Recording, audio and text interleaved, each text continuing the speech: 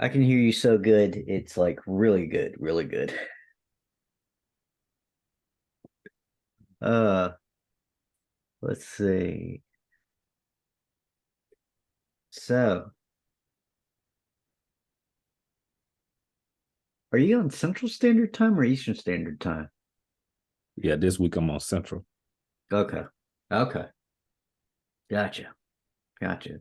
So that's why when I was talking, it's like, well, I'm not sure if it's Eastern or Central. So, Yeah, I'll be back and forth, man. yeah, well, I'll that's be good, man. Well, today has been a heck of a day for me. So I've been working from home yesterday and today because Evie had RSV. Oh man.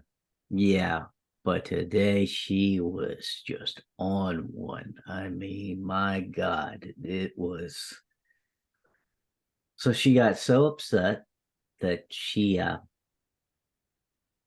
peed on the floor. Okay. Yeah. So I had to spank her. Yep. So when Jill got home, I told her about the situation. And usually what we do is we try to snuggle before bed. And Hmm. she had a little bit of attitude before she got ready to go snuggle before bed. So we put her to bed, no snuggle time, and she is just crying her eyes out. And I'm sorry. And I'm just like, my heart is just, oh God. So she got just a very, very little small time of just to comfort her and but Right. God, it is tough being a parent and disciplining your kids, especially when they start crying and they're so sorry and they didn't mean to. And oh my God, I'm like, Man, oh Hebrews 12 and 11, man. yeah. No discipline seems present, pleasant at the time, but Yeah, reaps a fruit of righteousness or something along yep, that line. produce a harvest of righteousness and peace. It better, because if it's not, I'm gonna be upset. I'm telling you right now, I'm gonna be very upset. And Yeah. just having to now I understand what my mom used to say to me. This hurts me more than it hurts you. I'm like, in the moment, I'm like, I don't. No, it doesn't. Look, I still don't know if I agree with that one now. Come on. Yeah, because it. Oh my God! My heart. Emotional pain it's not the same as physical pain, but it still sucks. Yeah. Yeah. Yeah. Especially your baby girl, bro. Oh my gosh. And I've got a son now too. So I'm Right. just thinking to myself, I'm looking at him. He's like 5 months old. And I'm like, son, please don't, don't, don't, don't put me through what she's already putting me through 3 years from now, because I don't know if I'm going to be able to handle it. Yeah. Yeah. I think it's a little hard on the girl, man. I, I, I don't know. I don't know. I'm going to find out one way or another once, God, As he I hope he doesn't have those kinds of tantrums. But they're kids; they don't know. right, right. Just trying to regulate, man. They're trying to Yeah, regulate in this big old world. yeah, and they're always trying to test their boundaries. Yeah, Well, I think one way to or the way I choose to look at it is they don't necessarily have boundaries. It's a big right. world. They just trying to explore and learn, and Yeah, oftentimes, we have to we be the have to one. set the boundaries, Yeah, we have to be and the it's one. it's hard because they don't understand that these guardrails are in place to protect you. Because if I don't show you this now, you're just going to think that this type of behavior is acceptable in any environment, in any situation, in any case, and it could end in the most horrible way possible, which was something that short. No parent should ever outlive their children. So Yeah, and it is. we trying to take these huge complex concepts, and instill it Yeah, into somebody who, they barely been walking this earth, so it's like, oh, yeah, it's okay to do this in this one scenario, and yeah. it's not okay to do something in this other scenario. And So that's the hard part is helping them understand, like, you can do this here, but you can't do this here. And right. like my mom, she was so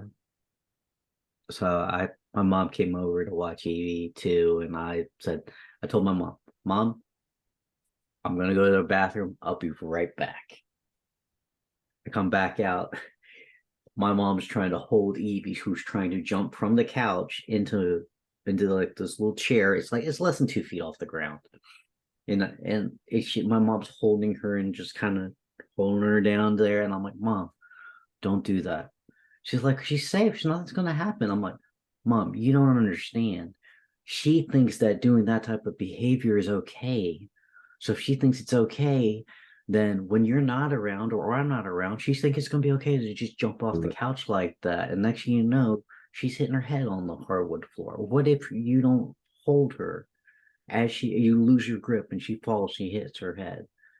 It's just like you if you show her that this type of behavior is okay and she thinks it's okay, she doesn't understand that it's not okay. She don't understand that it's dangerous to do that. Right. She doesn't understand that. She's 3. She doesn't know. Right. So I mean, that's again to your point. They just don't understand yet. So hey, I'm Right. 43 now. I still don't understand.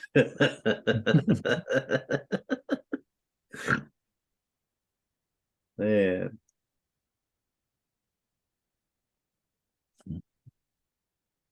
But this is it. This is life, right? Yeah, it's part of it, man. It's part of it. Thank God for God, because without God, I would definitely be, yeah, Learning. Look, it's all about learning, man. always learning, always. It's all about some dollars and a lot of sense. Uh-oh. And that's how we began. You just yeah, you probably were looking up financial small groups and on directory you happen to see dollars and cents. Well, that sounds like it might be a little interesting, and you know, and here we are, almost what 10 years later. But that was 2015. 2015, yeah, at least 2015, so 8 years later. 2015. Does it Yeah. feel like it's been 8 years? In some ways, yeah, some ways, nah, man. Uh, time don't wait for nobody, but Mm-mm. it's crazy because that out, a lot of times I look back. So within that 12-year period, that's my financial trajectory. Mm-hmm. So during that time is when I uh right before meeting you 4 years earlier, I had met my godparents who Yeah. started teaching me about like yourself first, teaching me about money. Mm-hmm. And then so 2015, when I moved to Bama, Mm-hmm. and that's where I Church of Highlands. So that's where I first started learning about, Right. you know, which I knew about tithing, but looking at financial principles from the Christian standpoint, Right. like, and that's first I think his name was Tony. You remember Yes. Tony? I think was a Yes. lawyer. I think the Yes. first group I took was, Is it Tony or Terry? oh, I'm sorry, Terry. Terry, Yeah, yeah. Terry Davis. Terry Davis, yep. Because I got it, I still got his book. I don't know why I said Tony. But I took But I a think we did know somebody from the church by the name Tony also. That's why. but I'm pretty certain that you're thinking of Terry I'm Davis. referring to Terry. Yeah, I'm referring to Hmm. Terry, and ended up ended up taking Financial Peace University. That was the first. That was the first thing that I took, Right. and then that's when I found Dollars and Cents. That Yeah. next time they released small groups, and Yeah. yeah, man, that's where we connected. Yeah. And that's, I haven't taught a small group. Gosh, it's got to be at least 6 years now. Yeah, Oh believe it or wow. not. Yeah. Yeah. And the reason that is because once Jill and I got married, life just got so busy and so much faster. And then, dad got sick in 2019, Yeah. passed away in 2020. And, Evie was born in 2020. And then now Bishop is now born in 2023. But a lot of the material and the principles of dollars and cents is still, well, it's still very much where it is, which is inside of me. So it's it's funny because I was just talking to somebody about this today.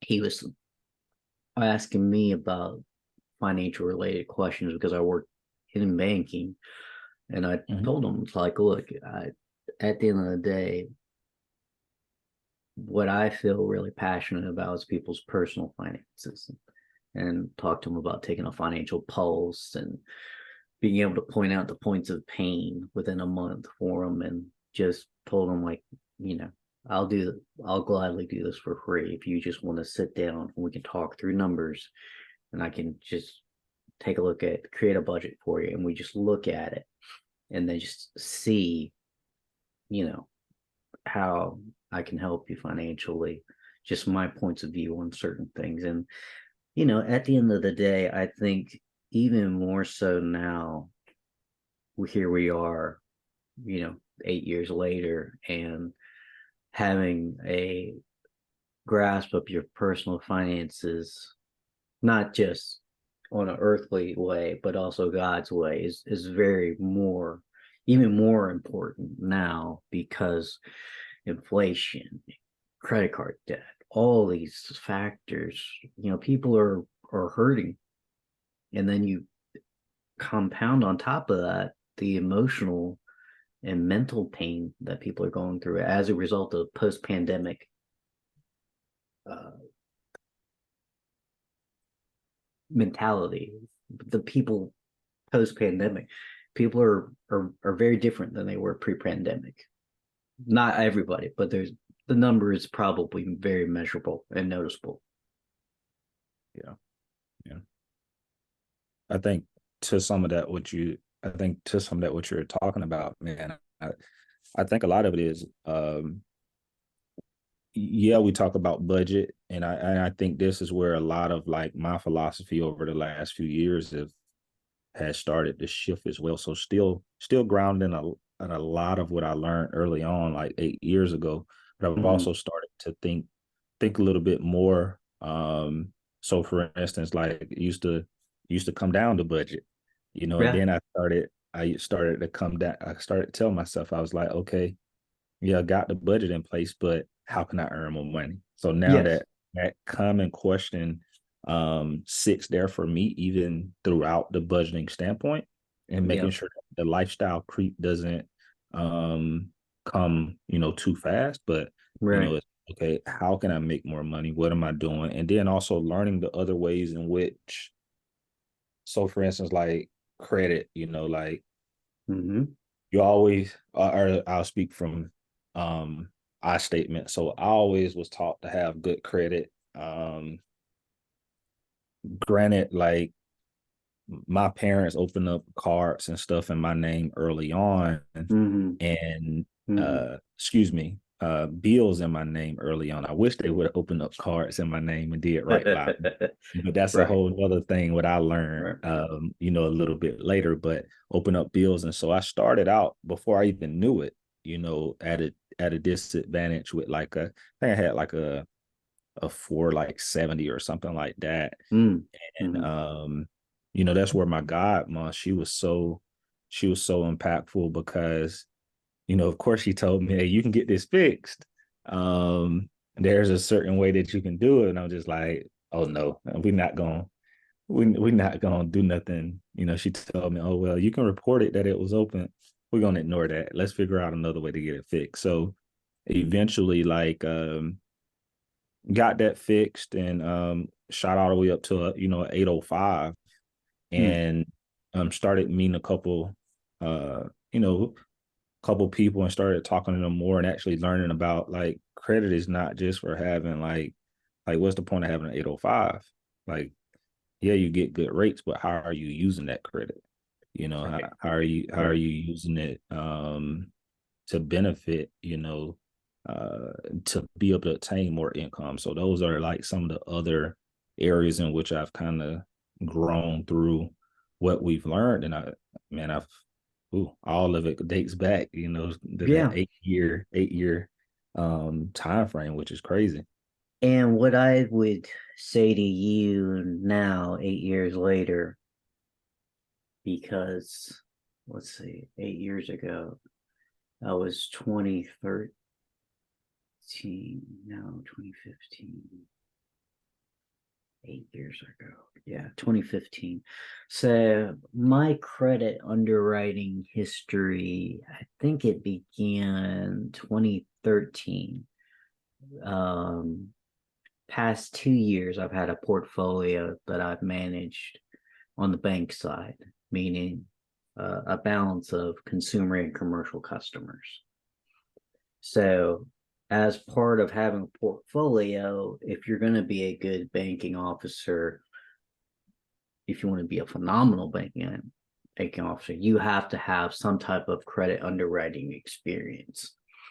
So, you have to understand the working capital cycle. You have to understand the balance sheet and the income statement and the relationship between the two and the statement of cash flows. So I went through an advanced credit training class that was taught by Mr. Richard Ham, and people that I respect, I either say Mr. or use their title that's they're associated with them out of respect, because obviously if you're good at what you do and I learn a lot from you, I'm going to speak with you with respect, obviously. But he taught us the importance of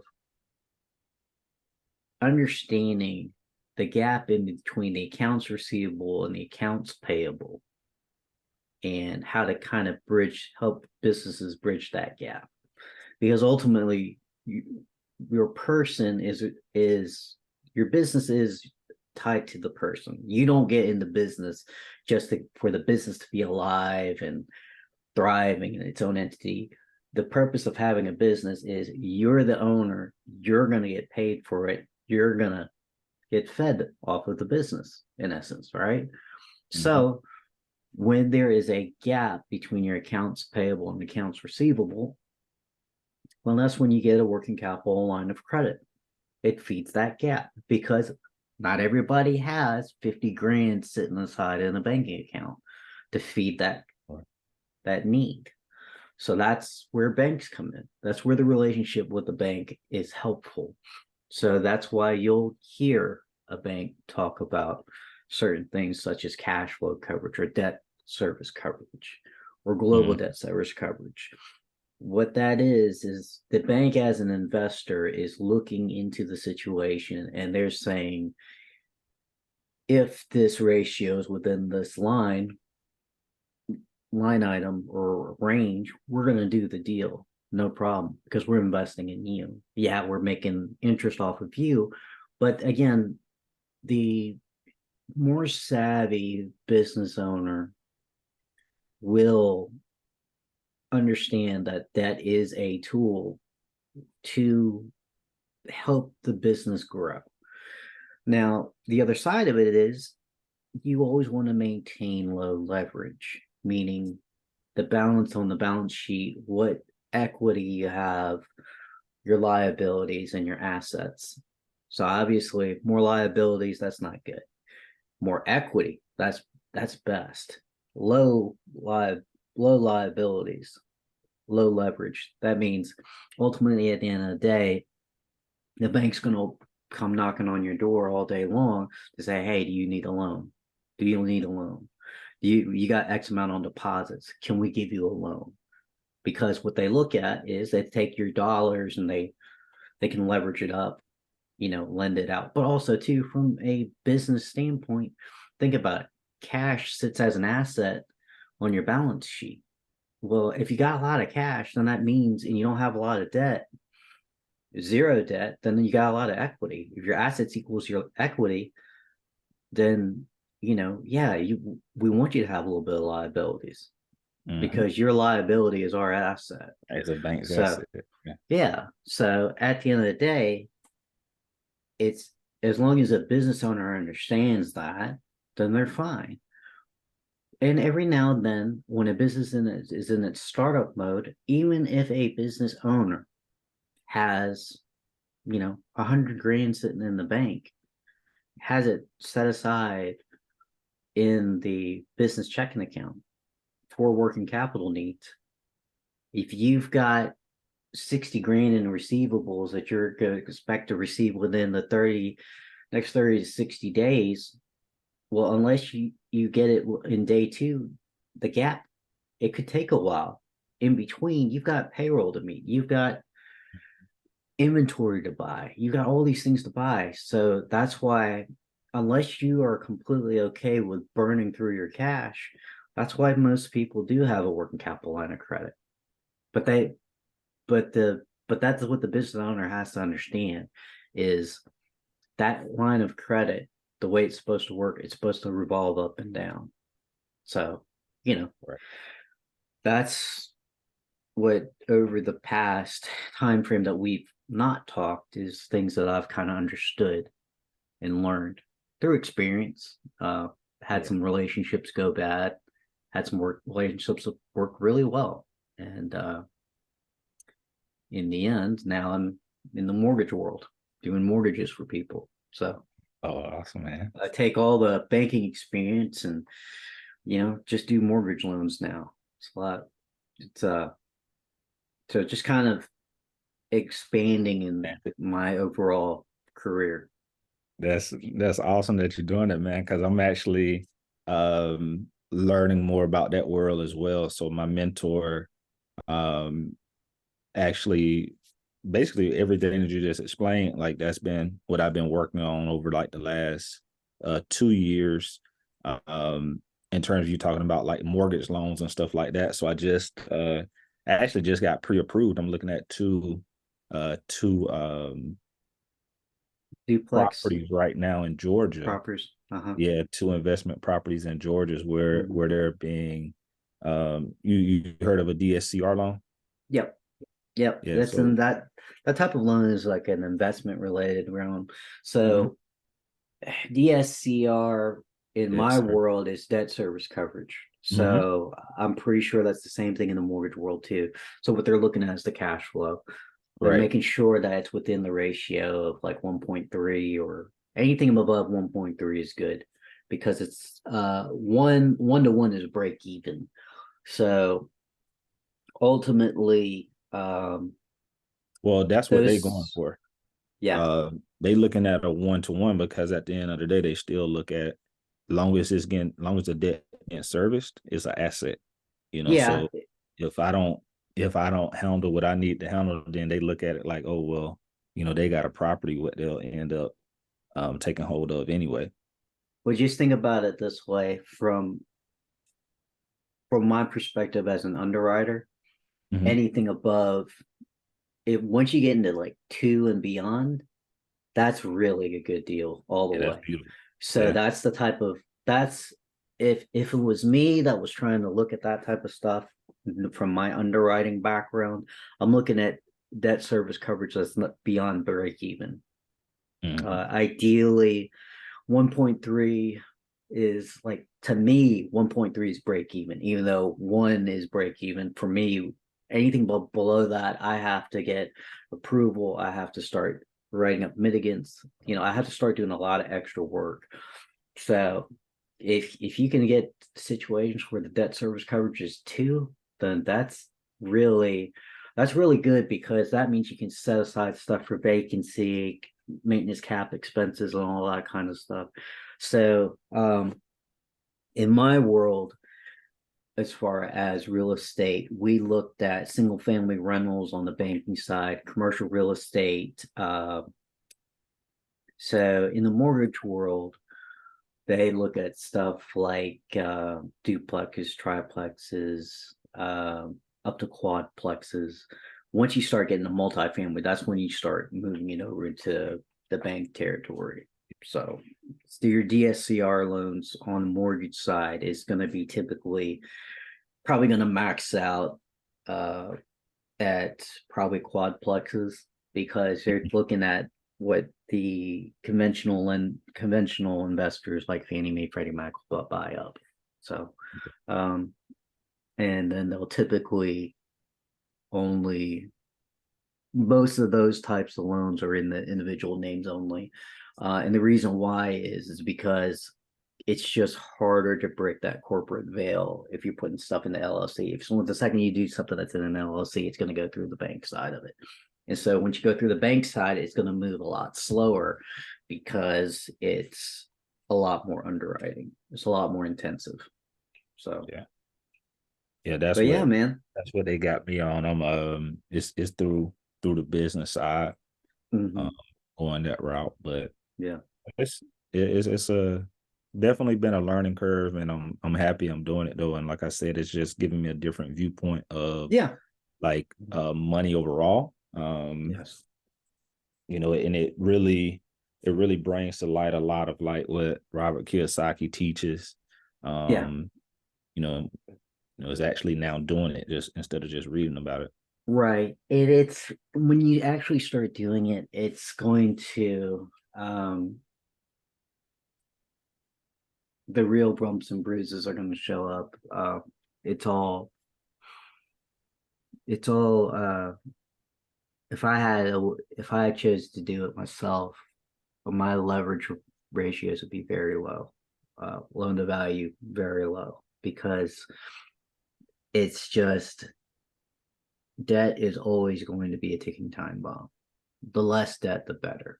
The more that you can just get out of it as fast as possible, because I've seen scenarios in relationships that I've managed where there are seasoned real estate investors that when they went through '08 and 2010, they never faced anything like that back then. So all their reserves got ate up. So, you know, it's it is a good investment vehicle as far as an asset class. It's good to keep your asset class diverse, and from a cash flow perspective, a lot of these younger generations, they understand that just having a job is not enough, that they need to have multiple streams of income in order to support just basic lifestyle now. And it's our responsibility to make sure we educate our children on personal finances, because if the schools aren't going to do it, then it's our responsibility to do it. And there's a lot of good information out there, so you just having the wisdom to discern what's right and what's wrong, and that's relying on God and each other to help us determine and discern what's best in this world. Mm-hmm. I definitely agree with you there, man, because the big thing is you got so many people talking about it, and everybody, financial literacy this, financial literacy that. So it's so many different philosophies, right? You have Mm-hmm. You got the Dave Ramsey of the world who say, don't have debt. You got the Robert Kiyosaki's who say go in as much debt as possible. You got the Mm-hmm. Grant Cardone who say never own a house. You got, Mm-hmm. so it's just so many different ones. And I think Mm-hmm. the big thing is you gotta seek counsel, Yeah. and then see what also works for you. Yep. Um, so Absolutely. that's a lot. Like I said, like even within this 8-year time frame, with just how my philosophies and things have constantly, Chain and grown. yeah, changed and grown. And then in regards to even you talking about like having reserves and things like that, well, I got a daughter, so okay, so having a kid now, that the reserves gonna need to look a little bit different, Yes. so it all changes like how I plan on moving and shifting Right. money That's based on right. life circumstances as well. That's right.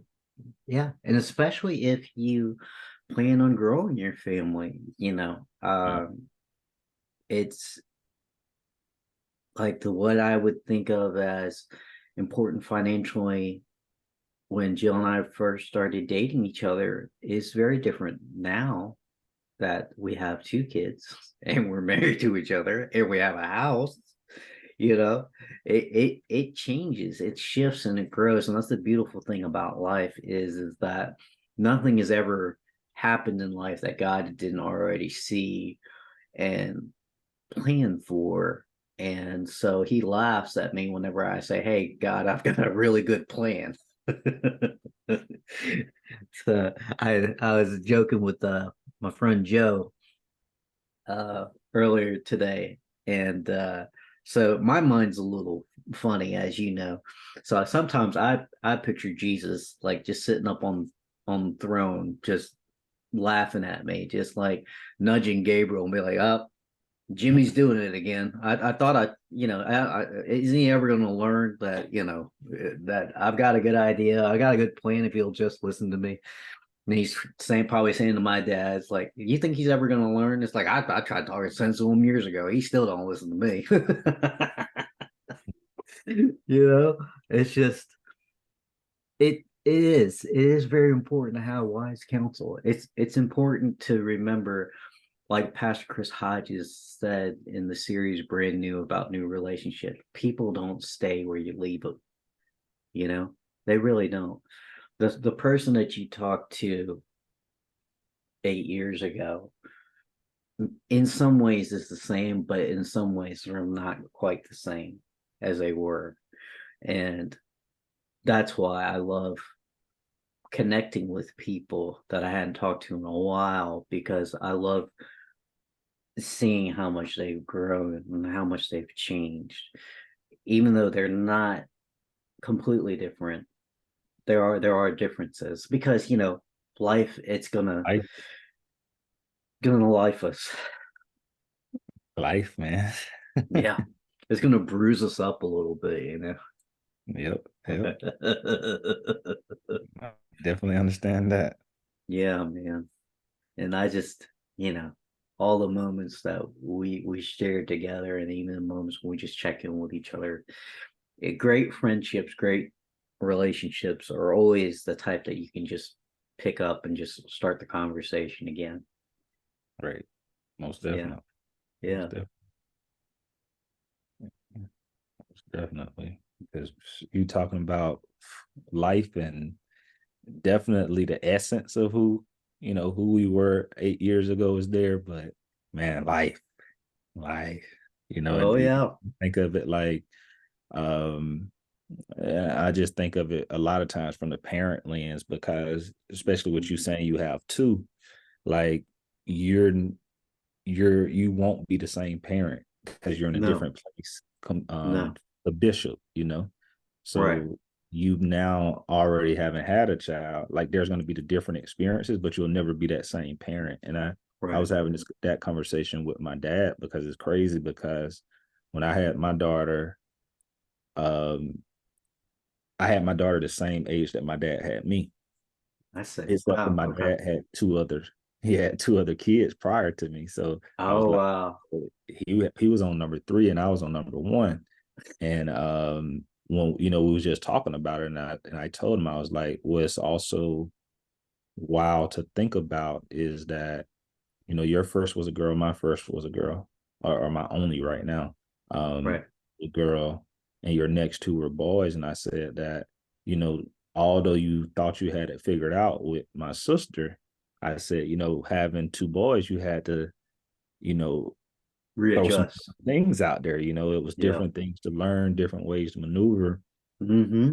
And then the other thing what I just talk to him about all the time is I'm like, man, how in the world you was feeding three kids, man, and the jobs that you was working, and I know you wasn't bringing in the income, Right. you know, and the other thing why that conversation was happening was because it's just like, man, it's so wild, and how life is, and I understand, like, I'm one of the first ones in my family to move up.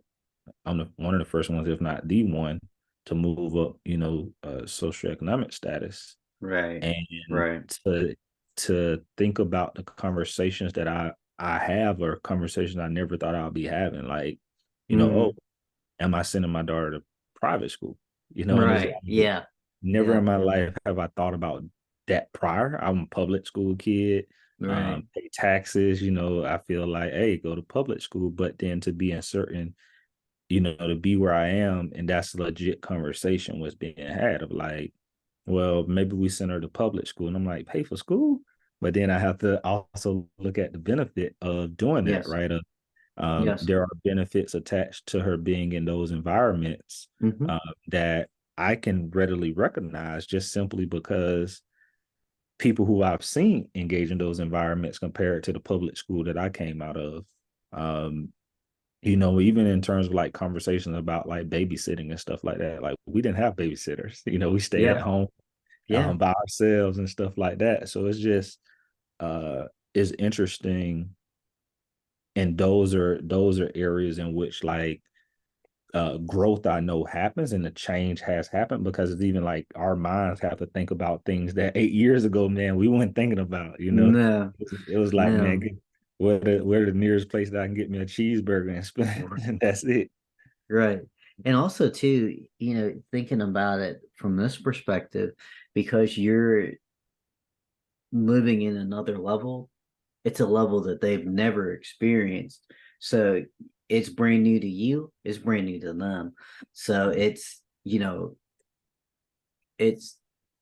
hard to look at somebody that's older, uh and because they're older, sometimes you assume that they're wiser because they but if they've never been through, as you're both going through that same thing together, you're going to be completely different reactions to it. And so you have to kind of divorce yourself from, attaching some type of response to it and say, well, hey, they've never been through this either. So their response, I'm just going to measure and watch their response, but I'm going to, once I get this information in, I'm going to carve my own path based on that. Because again, if you're the first treading into brand new territory, then you also have to take into account that they're coming into that brand new territory with you. So their response, may or may not be a good response, but hopefully it is. But it's, that's where it's going to be challenging because, you know, growing up Evie and Bishop, they're going to have a completely different. The goal of every parent, I think, is for the life of your children to be better than your life. Like each generation's life gets better and better and better. And so, they're going to be growing up with things that I didn't have as a kid. Not a lot of things, not to be too spoiled, but certain things that they're going to have that, you know, I didn't grow up having. And it's the balance of trying to make sure that they understand, like, mommy and daddy didn't have these types of things growing up, and these are blessings that are being passed because of how we've lived our life. And if you live your life in this way, then there is a higher probability that the blessing will keep continuing. In fact, whenever we go to school, I started doing this with her when I take her to daycare. So initially it was because I wanted her to have a good Christian song to listen to in the morning. Mhm. But even when she isn't like listening to it, I do it for myself as like a daily habit, daily ritual. I've always played the blessing song. It's like that's the song that we listen to on the way to daycare. And she recognizes that song. It's like, this is this the blessing song? I'm like, it is, honey. It is. That's very good. Yes, you recognize it. Yes, yes, it is. I love the blessing song. It's like I love you. So even if she's like sitting there watching like an iPad or whatever, just something else, I still play that blessing song because the lyrics of the song, I want that permeating my thoughts and my mind as I start my day. So it was originally it was something for her, but it ended up becoming something for me. So that I'm saying that to say that we want the blessing to continue. We want it to keep continuing. And, I mean, we're God's creation. He wants the best for us, you know, like any parent would. So, Right. Now you you know, hit on a couple things, man, and one of them that I wanted to point out because I definitely have felt this way when you were referring to like that counsel, having your family to talk to, but ultimately it's new experience for them. I read a while ago, it was this book what talked about like when you get to certain points in your life, it's almost like you go across a bridge and that bridge crumbles. So you walk across that bridge and ultimately your family, um, they don't get that opportunity. no, They get to still check in, see you from yeah, across the bridge, but that bridge is kind of crumbled because, yeah, fortunate unfortunate for them, but fortunate for me, like, okay, God has positioned me. Um, and part a lot of it is because of what they've been able to do. Um, that what they instilled in me and stuff, but I reap the benefits of right, that. And that's ultimately, what I hope for even my daughter, right? Like, yeah, okay, you end up in private school. Well, guess what? Your right, dad never had that opportunity, right, but you know that's going to be the bridge which you cross, and you'll have to educate me on it. I can just give you yeah, my counsel from dealing with what I've dealt with on this earth. And then the other thing, man, you kind of started bringing out some of that old Joe McGee, man. What you listening to the blessing song, what I do with my daughter every morning is I actually have some affirmations in which we say, but they center around a lot of stuff what Joe McGee used to talk about. So yeah, it's Araya every day is the same thing as Araya. You the head and not the tail. You right, above and but beneath. not beneath. Everything your hands touch prospers. You're a Yep, lover, you're a leader, and you're a provider. yep, There's the that's enemy right. with you. So the enemy outside you can do you no harm. Yep, Girl, you rich. You rich in confidence. You rich in love. You rich in peace. You rich in kindness. You rich in family. You rich in friends. You rich in spirituality. And then I hit her with the love it, love it. Then I hit her with the may the Lord bless you like Ephraim and Manasseh. May you be spiritually rich and financially mhm, prosperous. And right. I still have my Joe McGee cards where Yep, something what we're gonna still have reread and these. talk about too, man. Yep, Yes, sir. that's it. Just And getting them blessings over it, man. that's right. And we don't understand the power of words. Like the humans really don't understand. There's a reason why, if you think about the Holy Bible, it could have been said what anything could have been used. The the word made flesh, the word. Any of those words, they could have said face, they could have said pie, they could have said building, but any of the gospels, the word made flesh, word. Why? Because it's a spiritual truth. Words are power, words are life. When we write something down, something activates, you know? I mean, it, scientifically, however old human beings are, something happened. when we had the ability to create words. And that's where, think about it. If somebody can be physically fine, but you get inside their mind, it's the things that they're saying to themselves in their mind over and over and over again that makes them sick.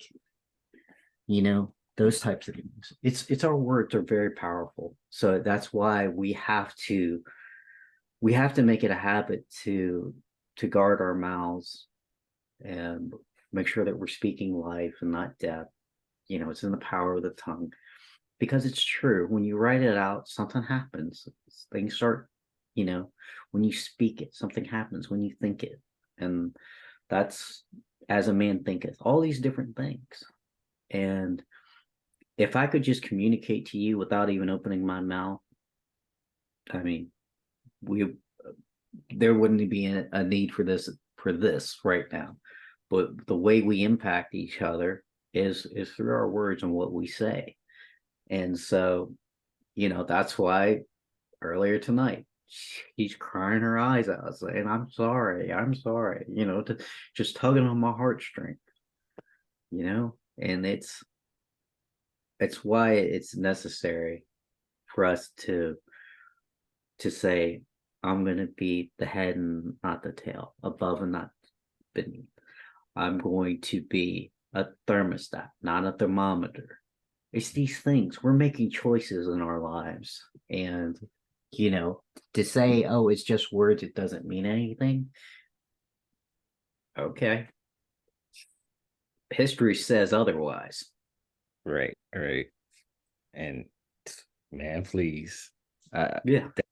I recently had this conversation with a friend of like, you too careless with your words, and honestly, part of that conversation was to also just set my boundary and let them know, like, yes, because of the carelessness with your words, like that's also going to lead to limited time together, right. because of how much power. And I think the thing what people also don't think about too is that because a group of men carried their friend to a location, that friend was healed, right? So Mm-hmm. it's like that environment, the words that you're hearing, all of that is impacting you. And man, I told you about personal experiences and things, what's been going on with me, and like I definitely saw that, right? Like dealing with postpartum depression and things of that magnitude, and you know staying stuck in cycles of negativity, and you can only uplift and continue to try to encourage as only so much, right? And then Right. that person has to make sure that their words are Right.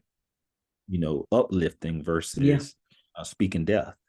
Right. Life and death is in the power of the tongue. Right.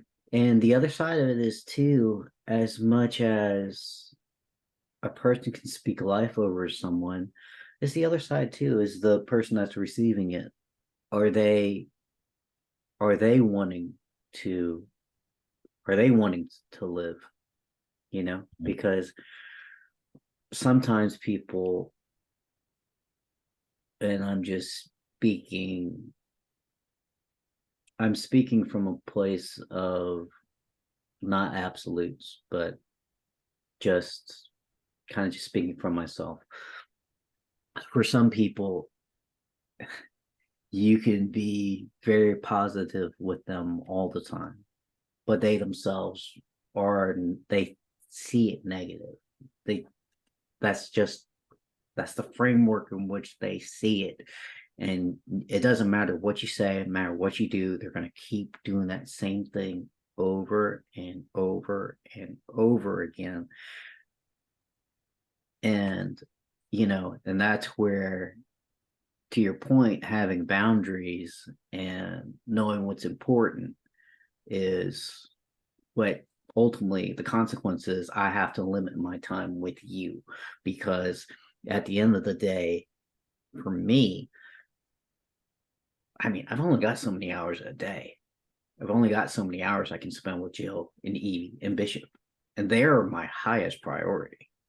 So, I mean, yes, will I make time for you? Will I talk with you? Yes, but if the hour that I have to spend interferes with the hour that I have to spend with Evie or Bishop, who I know down the line will need me, then I'm sorry, I don't have that time. That's and that's why as we get older, the richer the person becomes emotionally, spiritually, financially, physically, the more their time becomes more and more precious because they know they only have 24 hours. And there's only so much the human body can actually do within 24 hours. So, you have to limit it, unfortunately, you know. Yeah, That's man. why Jesus said, I'm going to send a helper. He's going to be, you know, he's going to do far more than I can. I mean, the Holy Spirit, the outpouring of the Holy Spirit was, I mean, reach so many more than Jesus physically manifested could, you know. So that's the thing. I mean, I want to do everything for everybody, but I can't. And if it comes down to Evie, Bishop, and Jill, I won't.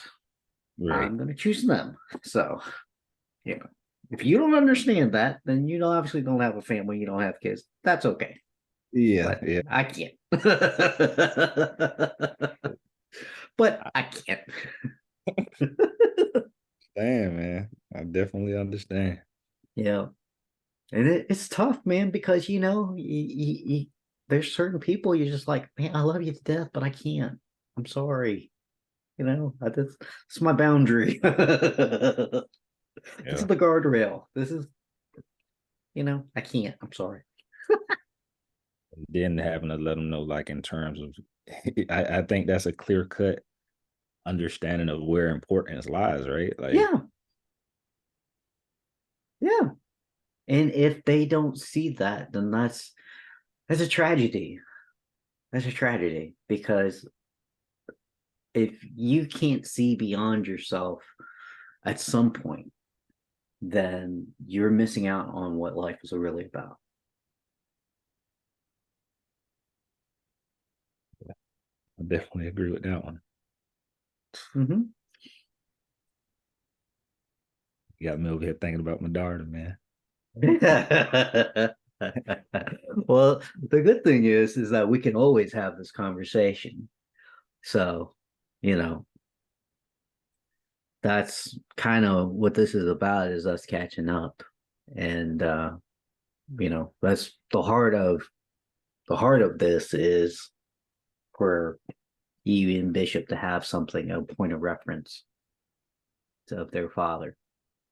They're You, they're gonna always see me as their father. They're gonna have this model in their mind of their father of being this or that. But you know, 50 years from now, 100 years from now, 1,000 years from now, 2,000 years from now, I'm not gonna be here anymore.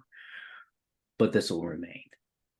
And so my you'll be kids, my you'll be here. grandkids, my grandkids, they'll have this. They'll see this and they'll say, oh, wow, this guy is a character. And I Yeah. will be like, yeah, he's a character. No, it's wild for you to say that and to think of having this medium. Because I just recently started like my journals. I just started Mm-hmm. my journals, and I've always thought of this in this manner when I read my books and stuff like that. I'm a big highlighter. Yep. But I this year I started making notes in the books because I don't Right. intend on selling them, and I'm the type of Right.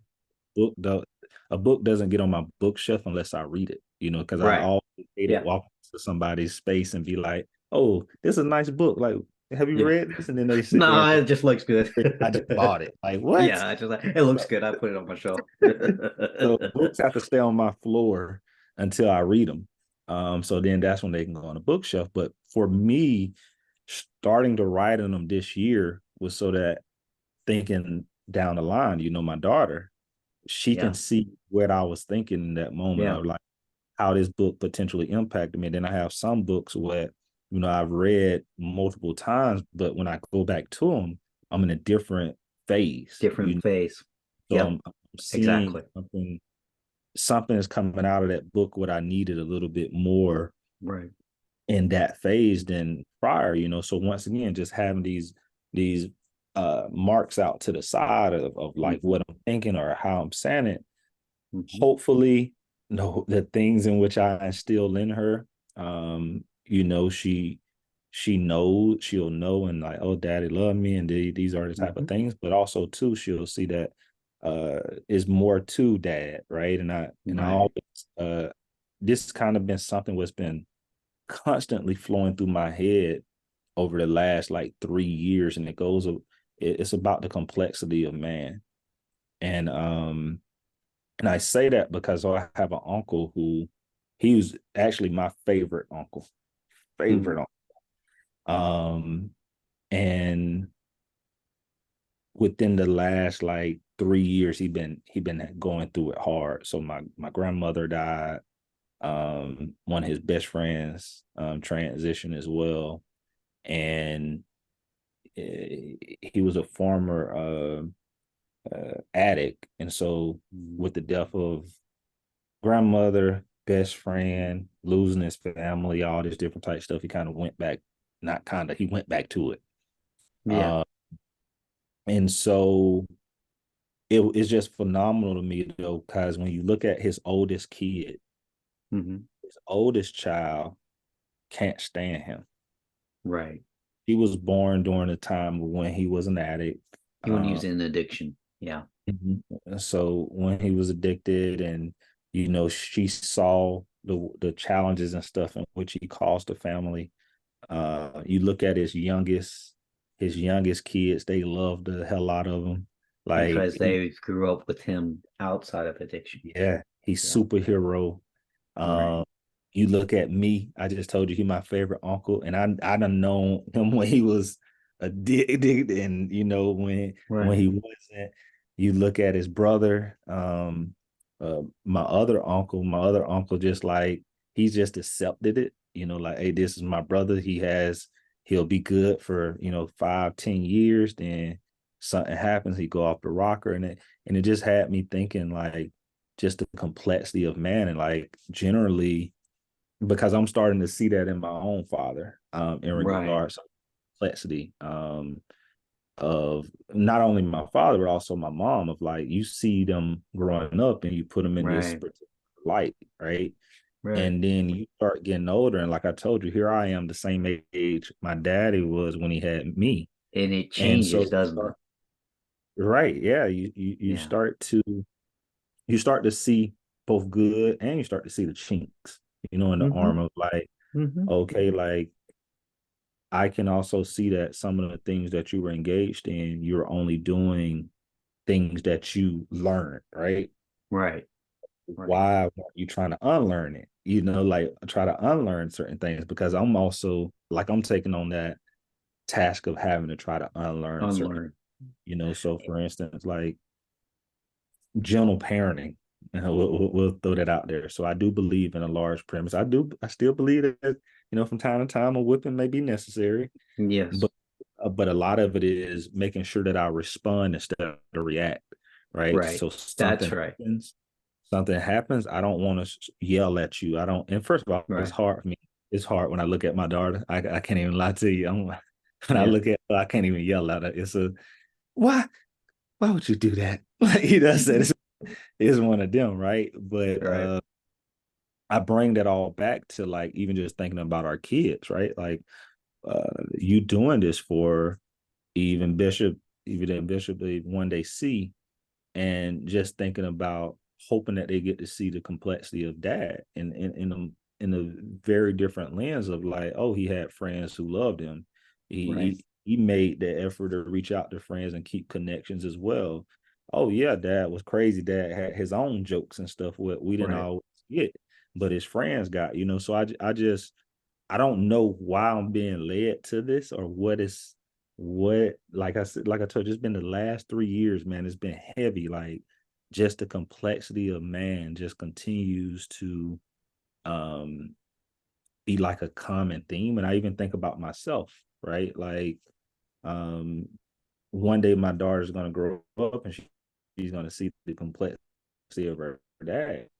Right. And I even, when she was born, I literally told her the day she was born, the moment I touched her, I said, "You've already made me want to be better, right? Because Right. I know those things. You're gonna as you continue to grow." I see my internet is getting a little unstable. But as she continued to grow, she's gonna sit here and look at dad and wonder certain things. Right.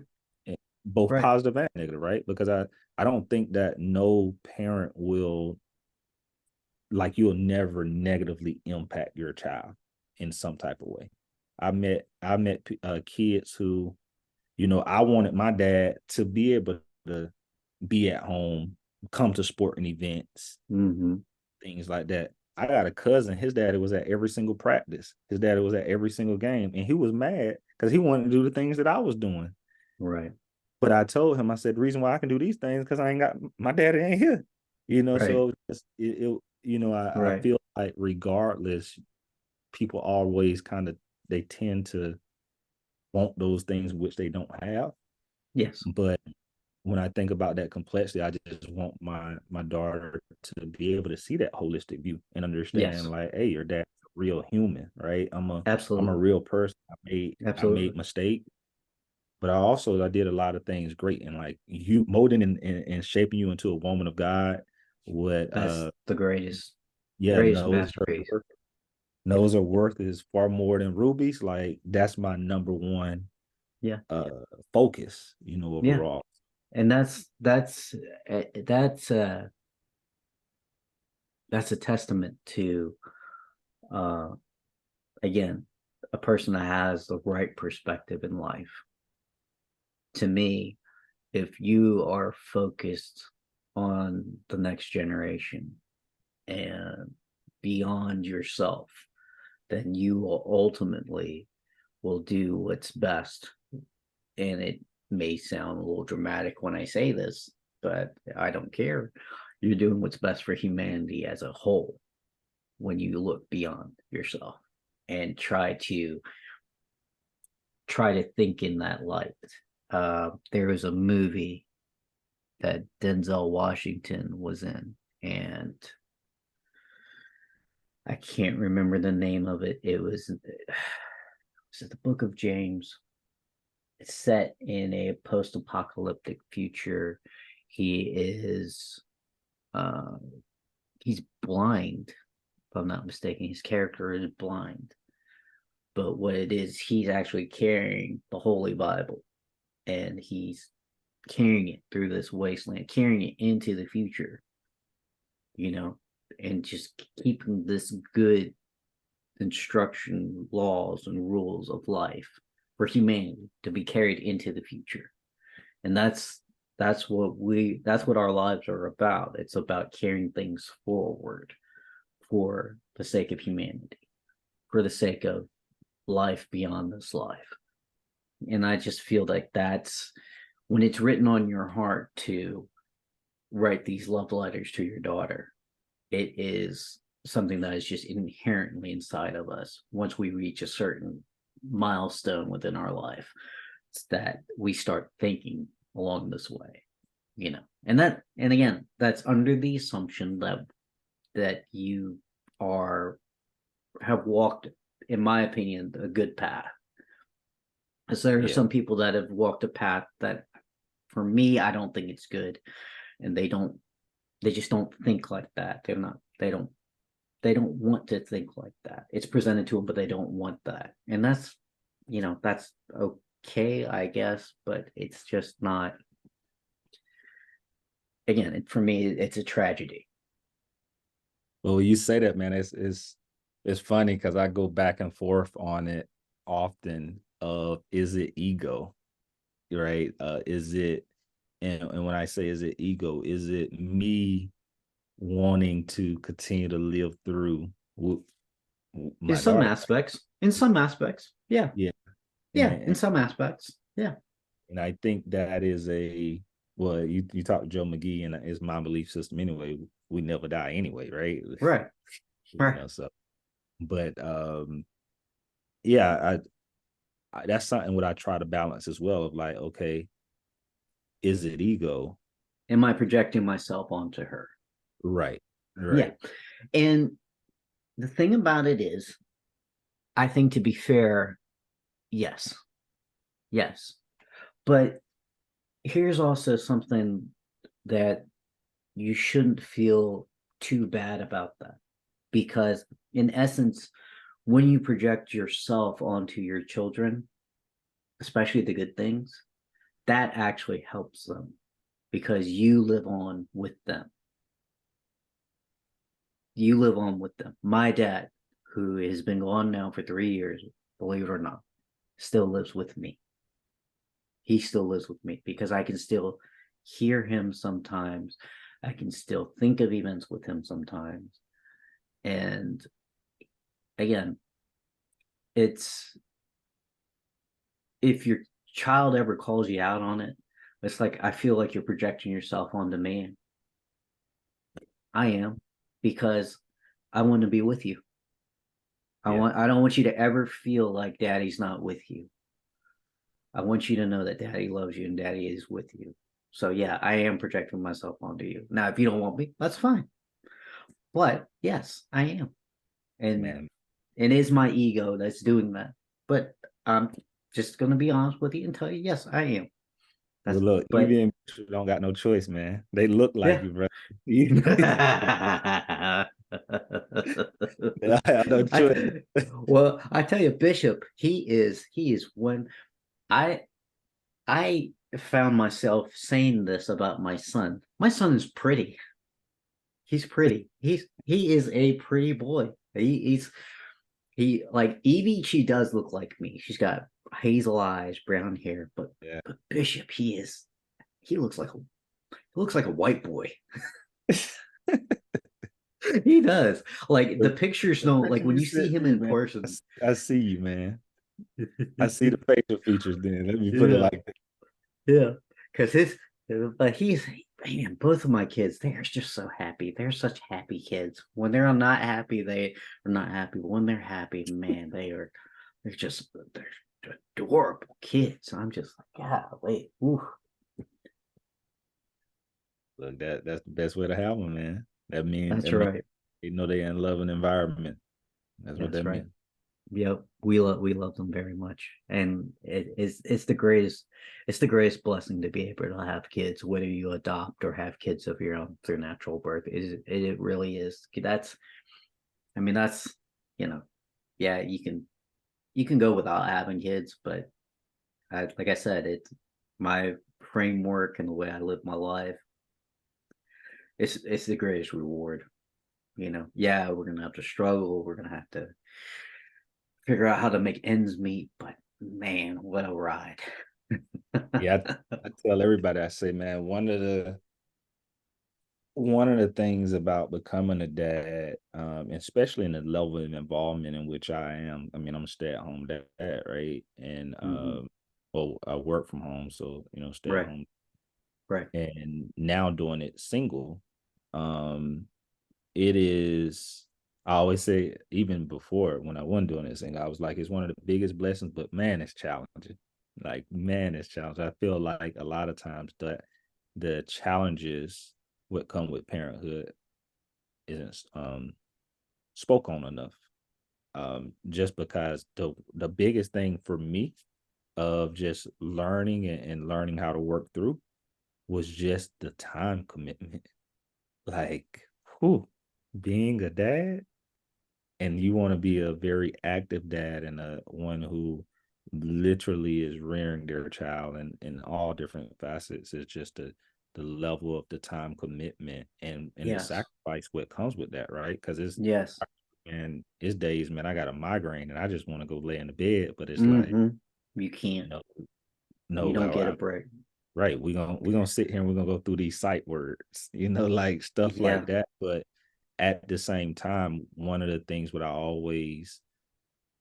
think about is I can remember those seminal moments in my life when dad did something, or so I'll give you an example, like every 4th of July, we would drive to this place. It's called Dublin, Georgia, from where I grew Hmm. up. So it's about a Hmm. 45-minute ride. Hmm. It was family event. Never, nope, we never was like, oh, this is a family event. It just, you knew July You 4th, you knew were it was a going to, family event.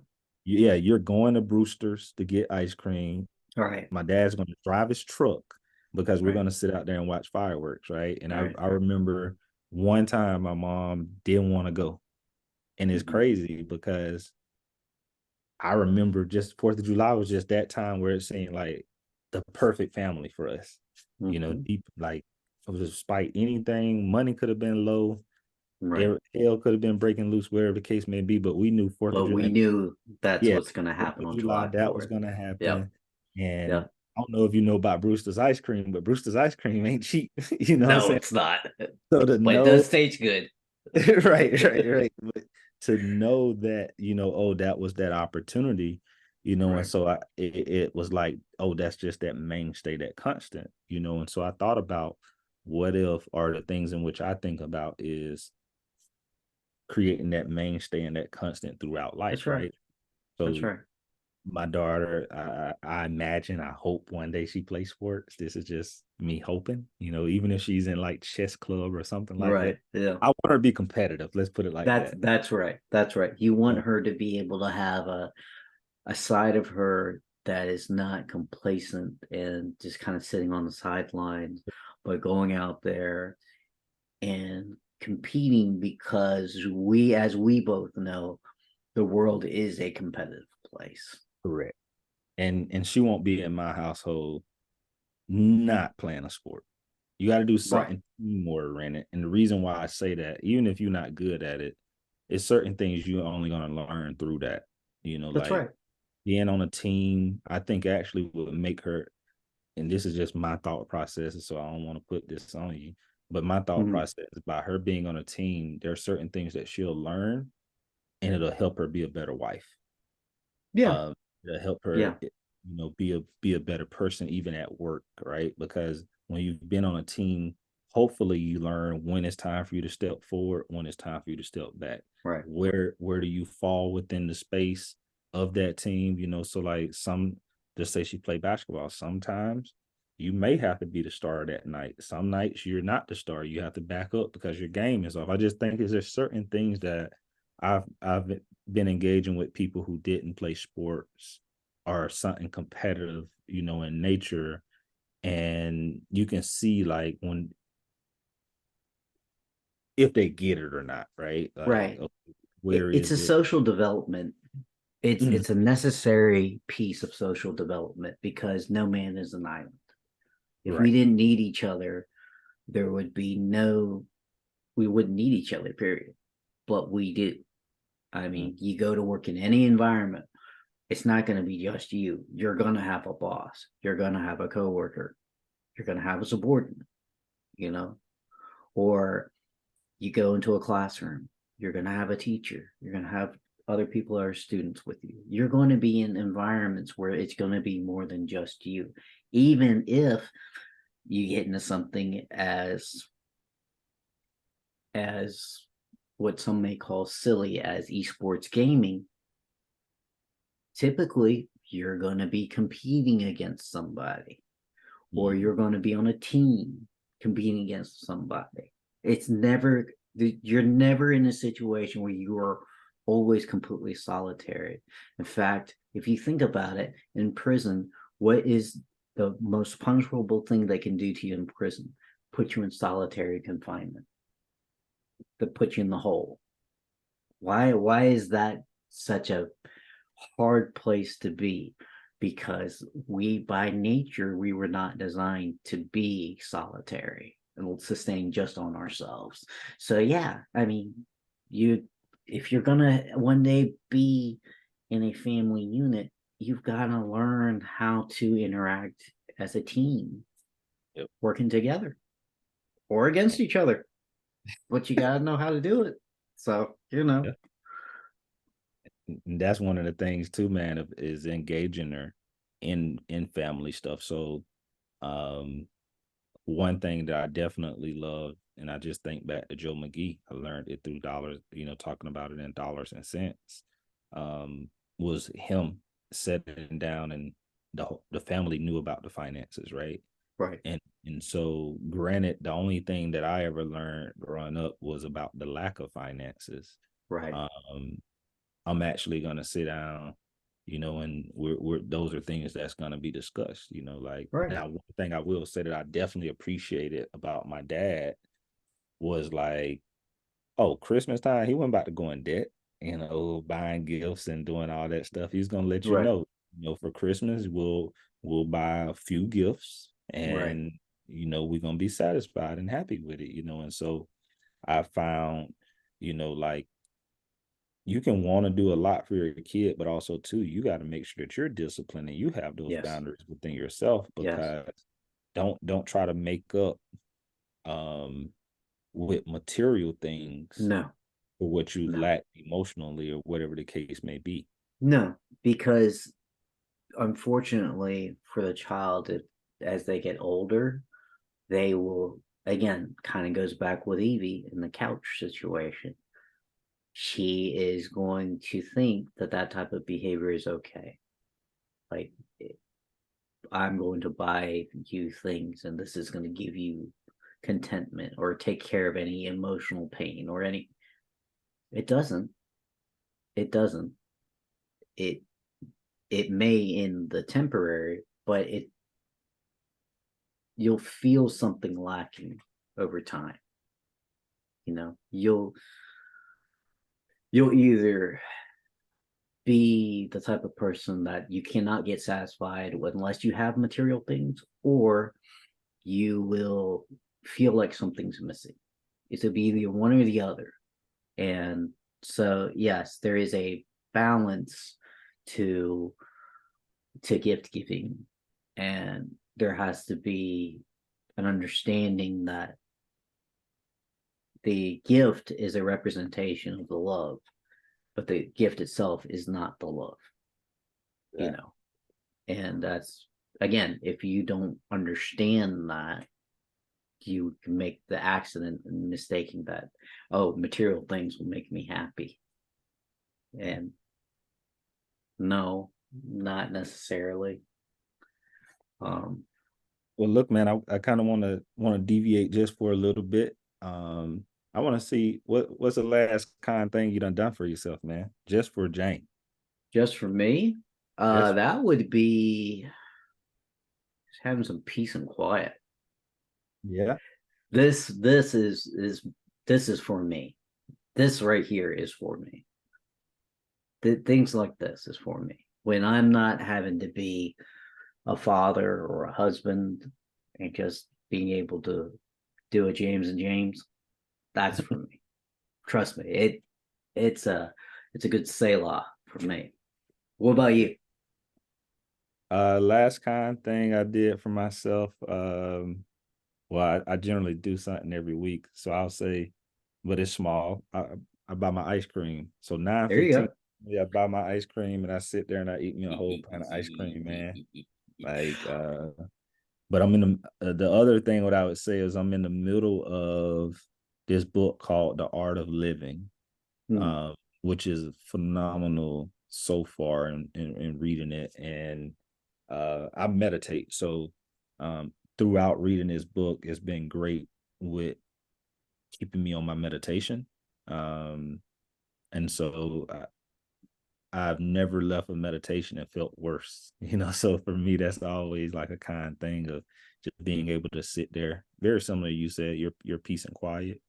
Being able to have that time, shut my brain off, Yeah. uh, remove a lot of thoughts. And what's interesting enough, I think that, depending on who you talk to, meditation is prayer, and whatever the case may be. I think that's when I hear that still, that quiet voice. Yeah. Sometimes just make sure, am I moving in the right direction and doing things? So that'll be one of the last top tier kind of things I did for myself.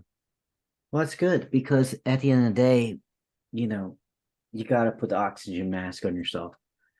The plane's going down. You got to put the oxygen mask on yourself. If you're going to save anybody else on that plane, you got to make sure you're able to breathe. Yeah, man. That's why I asked you, man. You over there managing mortgages now. You got 2 kids, you got the wife, you got a lot going on, man. Yeah, yeah. And I'm thankful for God for every day that, you know, uh I was on the bank side, what I was doing on the bank side. I'm gonna email it to you personally, so you'll see what I was doing on the bank side, and when you see it, you're gonna be like, so. This is even though this seems like a lot now, I so only by the grace of God, the wheels didn't fall off sooner. So that prepared you for now, huh? We'll see. We'll Either see. way, either way, you know, I can't really complain about what 43 years have brought me.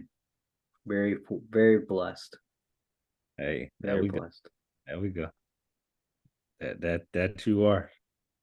You found your Yep. wife, you got your kids, and hey, And I got a blessings. roof over my head too. Got a roof over your head, and I know you eat some good food too. So Oh yeah, yeah. That's always been my spiritual gift to the day I die is eating good food. My eat some gosh. food. Ooh wee. Yeah, that's the quickest way to my heart is talking about my kids and it's like, hey, you want to go grab a bite to eat? Goes, yes, sir. Yes, sir. Yes, sir. I understand that one. Yes, sir. Well, either way, man, this has been great, and we gotta do this again soon. Most definitely, brother. Most definitely. Look, man, you wanted to hit a prayer? Get us a Yeah, prayer out. let's close it out. All right, man, you got it. All right. Well, Heavenly Father, in the mighty name of Jesus, I just thank you for this time together. My brother Pat, I've watched him grow from a distance, Lord, and I know you have your hand upon his life and his daughter's life. Let everything that he puts his hands to prosper. May he reap a harvest of righteousness and be with him. May your spirit guide him in all things. In Jesus' name, amen. Amen. Thank you, brother. Well, Send this up, man. that's that's God. Really do. All right, man. You have a good one, man. Kiss the family. Tell them I I said hello. will. I will. And I You be love up. you, brother. Love you too, man. We'll do this again soon. Agreed. Agreed. All right, man. Good one. All right, peace out. Bye.